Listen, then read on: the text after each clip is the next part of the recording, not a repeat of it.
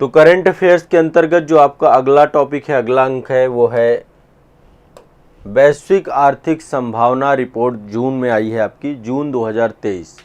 वैश्विक global economic prospectus जून 2023 का आया है और इसको जारी करने वाली संस्था है आपकी विश्व बैंक समूह। जो विश्व बैंक समूह है उसने ग्लोबल इकोनॉमिक प्रोस्पेक्टस, ठीक है, ये आपका वैश्विक आर्थिक संभावना या ग्लोबल इकोनॉमिक प्रोस्पेक्टस रिपोर्ट जून 2023 ये जारी की है। 6 जून 2023 को ये रिपोर्ट आई है, वैश्विक आर्थिक संभावना रिपोर्ट जून 2023। अब जब ये रिपोर्ट आती है तो इस रिपोर्ट में अनुमानित कुछ आर्थिक विकास दर होती हैं, है ना। चूँकि ग्लोबल लिखा हुआ है तो सबसे पहले वैश्विक विकास दर कितनी है, वैश्विक विकास दर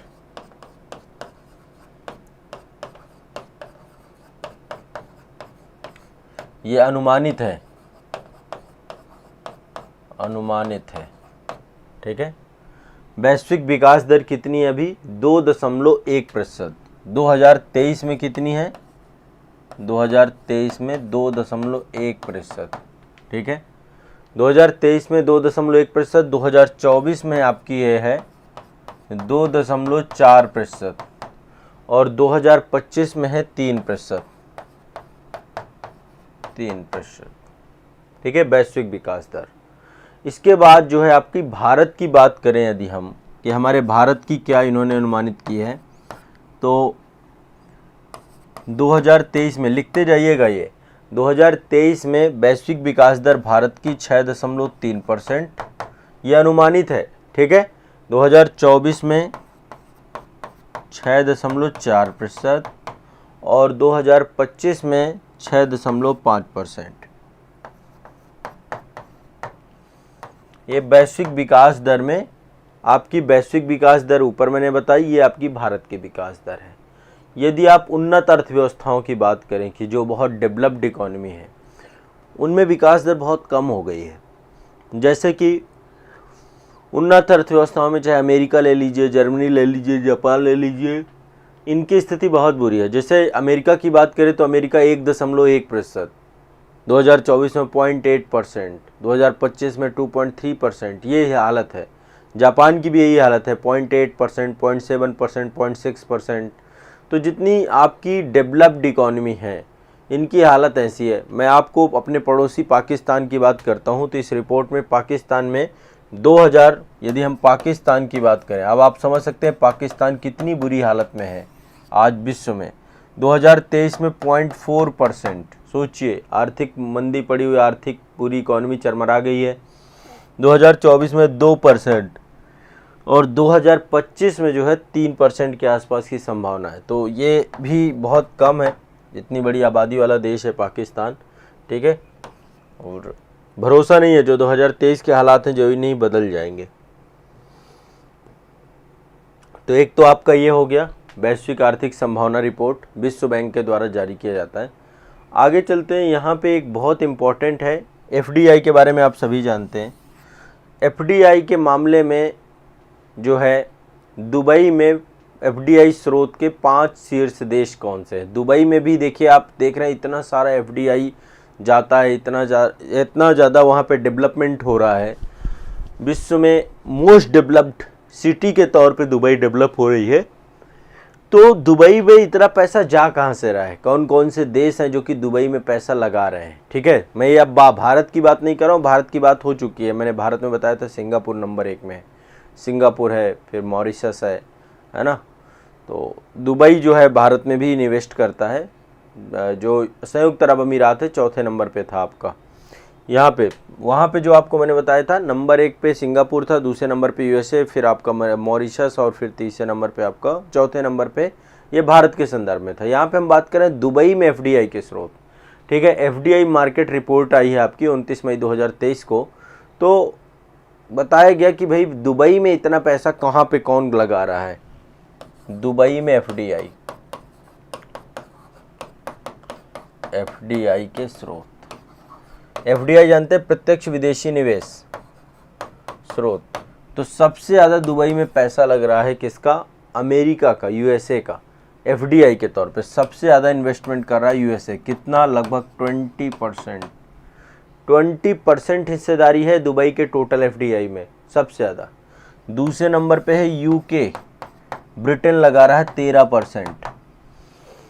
तीसरे नंबर पे भारत है, ये आपको जानना होगा। तीसरे नंबर पे भारत है, इसलिए मैंने ये रिपोर्ट रखी थी, कभी पूछ लेता है। 12% के आसपास भारत यहाँ पे इन्वेस्ट कर रहा है, ठीक है। फिर फ्रांस है और फिर स्विट्जरलैंड है। टोटल ये 5 कंट्री हैं जिनमें से भारत तीसरे नंबर पे है जो दुबई में निवेश करते हैं, इन्वेस्टमेंट करते हैं, ठीक है। ये भी ध्यान रखिएगा। क्लियर है, स्पष्ट है। कहाँ कहाँ निवेश कर रहे हैं ये? सॉफ्टवेयर और आईटी सेवाएं जितनी भी है, ठीक है।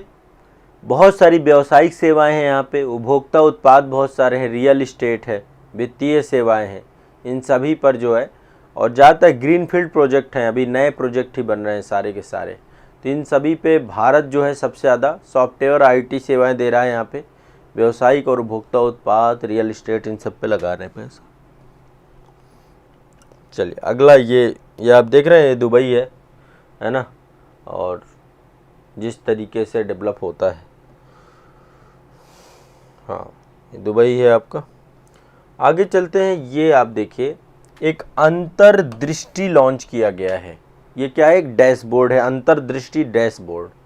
आरबीआई के गवर्नर शक्तिकांत जी के द्वारा जो है वित्तीय समावेशन डैशबोर्ड यानी अंतर्दृष्टि डैशबोर्ड जारी किया गया है, ठीक है।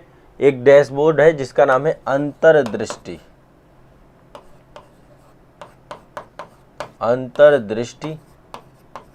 डैशबोर्ड। ये लॉन्च किया है, किसने लॉन्च किया है? शक्तिकांत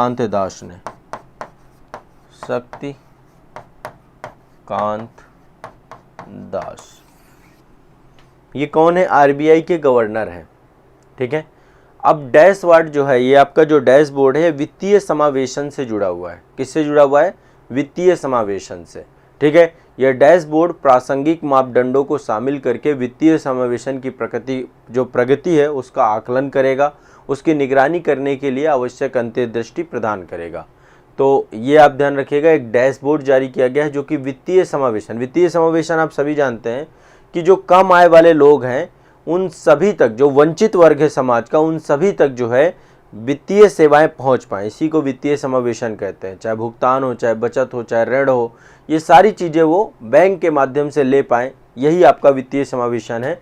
तो आरबीआई गवर्नर ने वित्तीय समावेशन के लिए एक अंतर्दृष्टि लॉन्च किया है डैशबोर्ड, जिससे पता चल पाएगा कि कैसे जो है लोगों तक ये सेवाएं पहुंच रही हैं, कितनी हद तक पहुंच रही है। अब आप सभी जानते हैं सरकार के द्वारा पिछले काफ़ी सालों में, जो ये अभी 2014 के बाद से डिजिटल पेमेंट को बढ़ावा दिया गया है। जनधन, आधार और मोबाइल तीनों को लिंक कर दिया गया। अब आप जैम 3 के माध्यम से यूपी जो है गांव में फिनो पेमेंट बैंक और ऐसे करके बहुत सारे बैंक खुल गए हैं, जो आप जनधन और मोबाइल के माध्यम से ही आप पैसे निकाल सकते हैं। यदि आपके पास आधार कार्ड है तो आप जाइए, आपको पैसे मिल जाएंगे, ठीक है। और वित्तीय सेवाओं का विस्तार हुआ, कई सारे नए बैंक भी खोले गए। अगला है आपका ये, हाँ, आरबीआई ने अंतर्दृष्टि को लॉन्च किया है। अगला आप देख पा रहे होंगे, ये आपका जो है जुड़ा हुआ है। देखिए सरकार क्या करती है कि हमेशा जो है जो मुख्य फसलें हैं हमारी, मुख्य फसलों में कौन कौन सा आता है? गेहूं हो गया, चावल हो गया, मक्का हो गया, बाजरा हो गया, मोटे अनाज हो गए, तो इनका अग्रिम अनुमान जारी करती रहती है। किसान कल्याण मंत्रालय है, वो अग्रिम अनुमान जारी करता रहता है कि इस बार कितना गेहूं होगा, इस बार कितना चावल होगा, इस बार कितना मक्का होगा, कितना। तो इस बार मुख्य फसलें जितनी हैं उनके उत्पादन का तीसरा अग्रिम अनुमान आपका आ गया है। तीसरा अग्रिम अनुमान जारी किया गया है।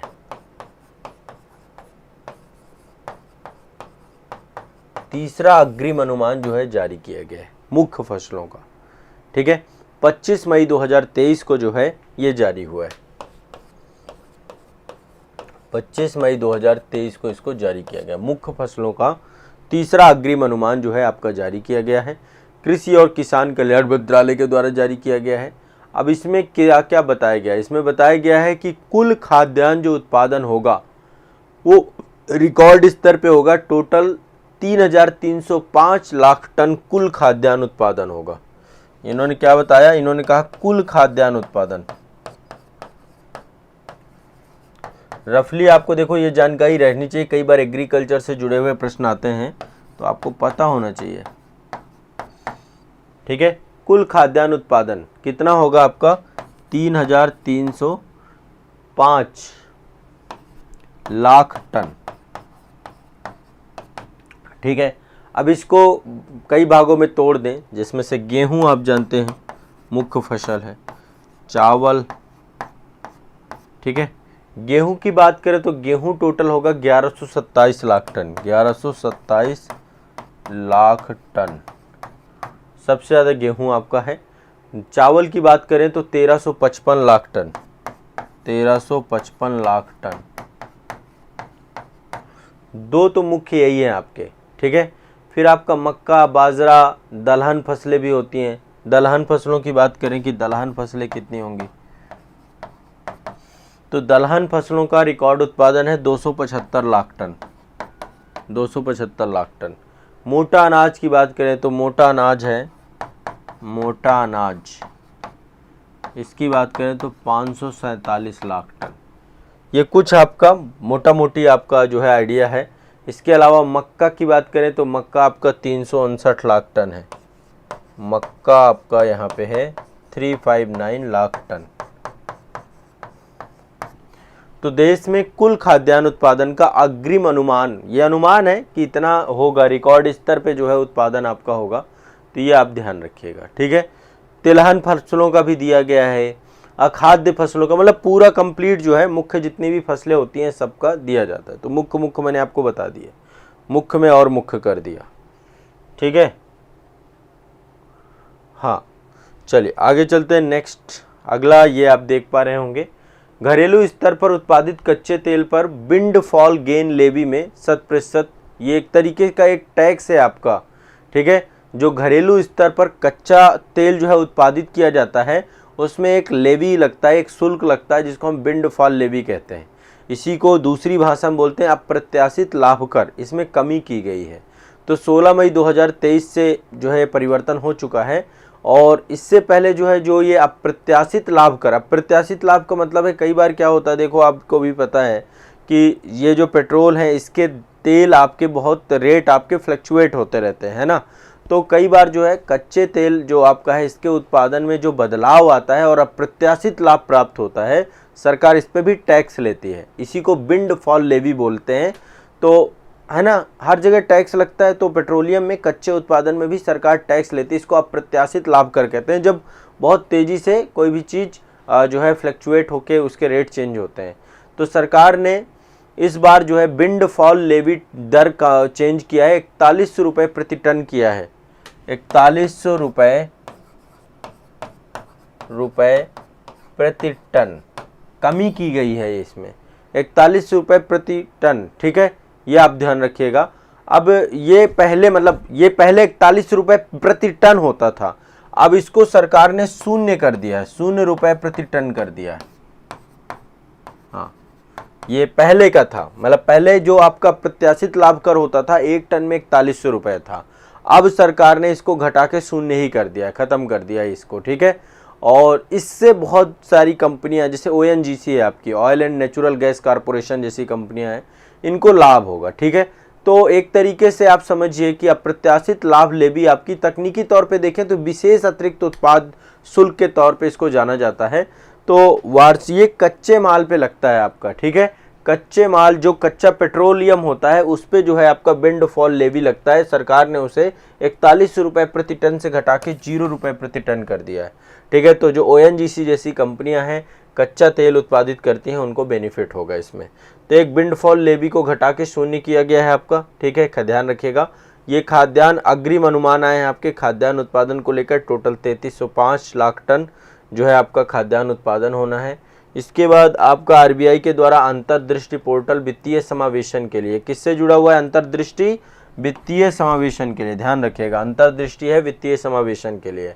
ठीक है, आरबीआई गवर्नर के द्वारा लॉन्च किया गया है। दुबई के बारे में मैंने आपको बताया, जो एफडीआई है, एफडीआई के मामले में यूएसए, यूके, फिर भारत, सबसे ज़्यादा एफडीआई दुबई में जाता है, 3 देश ये हैं।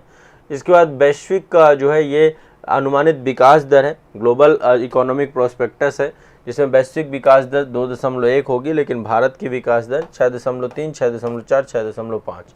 तो आज के करंट अफेयर्स से जुड़ी हुई ये आपकी जानकारी थी।